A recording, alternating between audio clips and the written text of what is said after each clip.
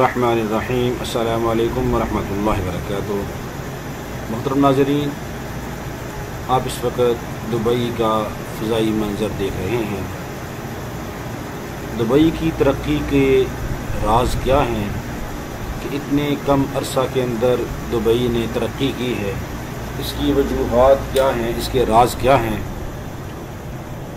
तो आइए कुछ इसकी तरक्की के राज आपको बताते हैं। दुबई जहां एक जानब सियाहत के हवाले से दुनिया भर के अंदर मकबूल है, वहीं इसकी मकबूलियत की दूसरी बड़ी वजह पुरतअय्युश तर्ज़ ज़िंदगी भी है। दुबई का शुमार तेज़ी से तरक्की करने वाले शहरों में होता है, लेकिन इस तरक्की की असल वजूहात क्या हैं, इस पर बहुत कम लोग तवज्जो देते हैं। दुबई का शानदार महल वक़ू मशरक़ और मग़रब के दरमियान एक पुल का किरदार अदा कर रहा है, क्योंकि दुबई खलीज फ़ारस के जनूब मशरक़ी साहिल पर वाक़ है और दुबई ऐसे मकाम पे है कि जो कदीम जदीद तजारती रूट है और इसकी अहमियत दौर जदीद के ममालिक के दरमियान होने वाली तजारत की अहमियत के बराबर है। दुबई मशरक़ और मग़रब के दरमियान होने वाली कारोबारी सरगर्मियों का एक कुदरती अस्ताब है। इसके अलावा दुबई अपने सियाहत जैसे मजबूत शोबे से भी फ़ायदा उठा रहा है और यहाँ दुनिया भर से सयाह आते हैं। पहले सिर्फ अमेरिका, ऑस्ट्रेलिया और सिंगापुर ही बुलंद तरीन और मुतासर कुन इमारात के हवाले से जाने जाते थे, लेकिन अब दुबई में वाक़ दुनिया की बुलंद तरीन इमारत बुर्ज खलीफा ने दुनिया को हैरान कर दिया है और दुबई को उन ममालिक की फहरिस्त में शामिल कर दिया है कि जिनके अंदर बुलंद तरीन इमारत मौजूद हैं। बल्कि दुबई में तमीर की जाने वाली कई और पुरकशिश इमारत, जिनमें रिहायशी घर, रेस्टोरेंट और ऑफिस शामिल हैं, उनने भी दुनिया को मुतासर किया है। दुबई की सस्ते तरीन ट्रांसपोर्ट सिस्टम को भी नहीं भूलना चाहिए। इसमें बस, tram, taxi service, metro bus और तेज़ रफ्तार रेलवे नेटवर्क भी शामिल हैं। और दुबई को अपनी जदीद आलात से आरास्ता बंदरगाह की वजह से भी मकबूलियत हासिल है। ये बंदरगाह इंतहाई मुअस्सर बंदरगाह है, जहाँ हर साल लाखों मिलियन टन कार्गो की तरसील होती है और ये तमाम आमदोरफ्त बगैर किसी रुकावट के जारी रहती है। बंदरगाह पर काम करने वाली कंपनियों को कई किस्म की मईयारी सहूलियात हासिल हैं, जिनका ताल्लुक ज़्यादा नकलो हमल से है। दुबई में कई गैर मामूली तफरीही मकाम कायम हैं जो सियाहों की बेमिसाल मेहमान नवाजी की फ़राइज़ सर अंजाम देते हैं। यहाँ पर सियाहों की तफरीह के लिए हकीकी चीज़ों से मिलते जुलते लेकिन मसनूई तफरीही मकामात मौजूद हैं। हकीकी नहीं है लेकिन मसनूई है और वो हकीकी के मुशाबे बनाए गए हैं, जिनमें स्काई बास, बाई टेनिस कोर्ट, इंडोर स्काइटिंग की सहूलत, ज़ेरे आब होटल रूम शामिल हैं। यही वजह है कि कारोबारी शख्सियात इन तमाम सहूलियात पर तवज्जो मरकूज़ करते हुए दुबई में सरमायाकारी को तरजीह देते हैं, जो कि दुबई की तरक्की का एक अहम सबब है। थीम पार्क और मसनूई साहिल भी दुबई के इन तफरीही मकामात में शामिल है, जो कि सियाहों को अपनी जानब मुतवज्जे करने की गरज से तख्लीक किए गए हैं और दुबई को दुनिया के बेहतरीन थीम पार्क और साहिल रखने का एजाज़ हासिल है।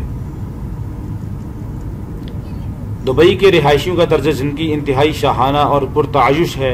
दुबई के मकामी अफराद बहुत ज़्यादा माल और दौलत के मालिक हैं। दुनिया की हर आसाइश काबिल दस्तरस है और यही शाहाना तर्ज ज़िंदगी और माल और दौलत कारोबारी हजरात के लिए कशिश का बाइस है। दुबई में बेरोज़गारी की शरह सिर्फ 4% है। कारोबारी हजरात सरमायाकार वही अपनी रकूम लगाने को तरजीह देते हैं जहाँ के लोग खर्च करने की सलाहियत रखते हैं और दुबई भी एक ऐसा ही मकाम है। दुबई में तामीराती काम मुसलसल जारी है और यहाँ की तामीराती कंपनियाँ सारा साल मुख्तलिफ इमारात तमीर करने में मसरूफ़ रहती हैं। इन इमारात में आउटलेट्स, मॉल्स, रिहायशी इमारात और तफरीही इमारात भी शामिल हैं, जहाँ पर ये सारे मौके मुयस्सर हैं। और दुबई की तरक्की का सबसे अहम राज यहाँ की टैक्स से मुस्तस्ना मईशत है।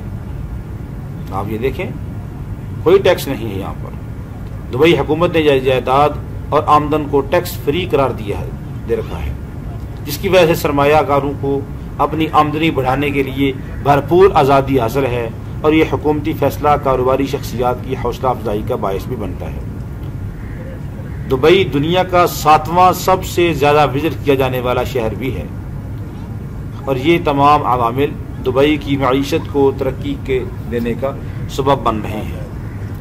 اور دبئی کی ترقی کی ایک بڑی وجہ یہاں پائی جانے والی امن و امان کی بہترین صورتحال ہے۔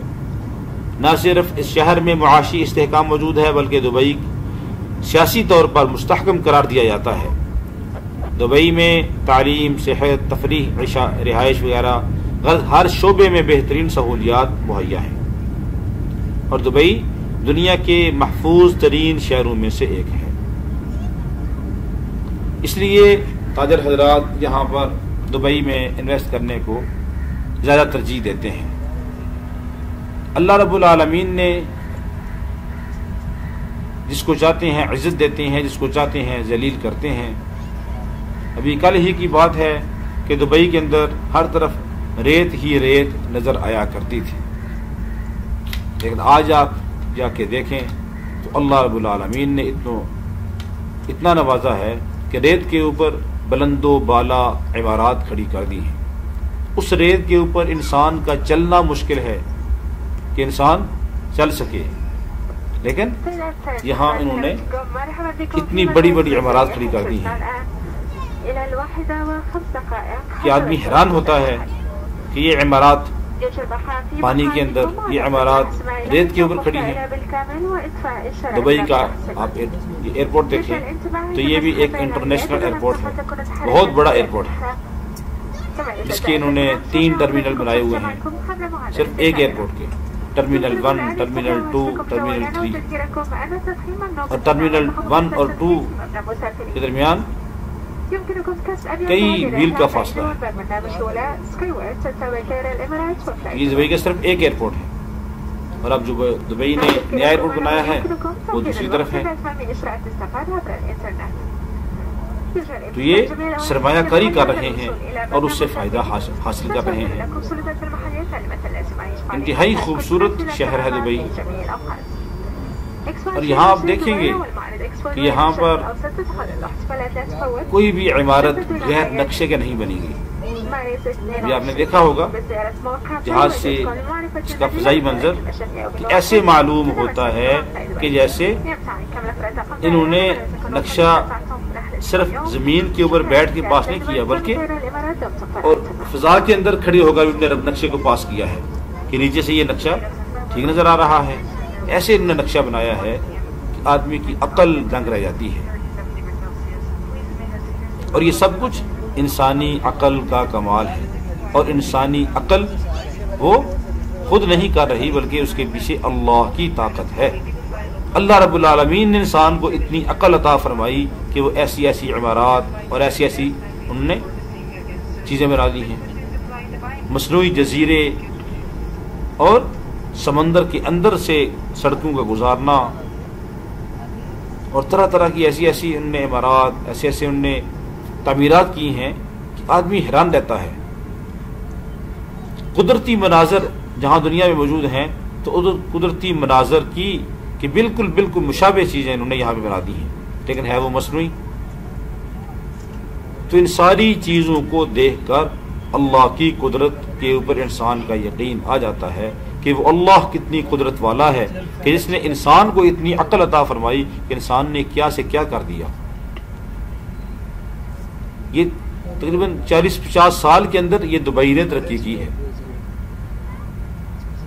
اس سے پہلے تو یہ ایک قسم کا مقبوضہ تھا، جب آزادی ملی اس کے بعد یہ ریاستیں آپس کے اندر ملی، ایک متحدہ عرب امارات بنا، اور اس کے بعد سے انہوں نے ترقی کی، محنت کی، کوشش کی، اللہ رب العالمین نے ان کو نوازا، اور آج یہ پرتعیش زندگی گزار رہے ہیں۔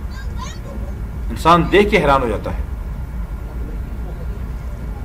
لیکن انسان کو اپنا ماضی نہیں بھولنا چاہیے، بلکہ ہر حال میں اپنے ماضی کو بھی دیکھنا چاہیے کہ میں کیا تھا اور اللہ نے مجھے کیا کر دیا۔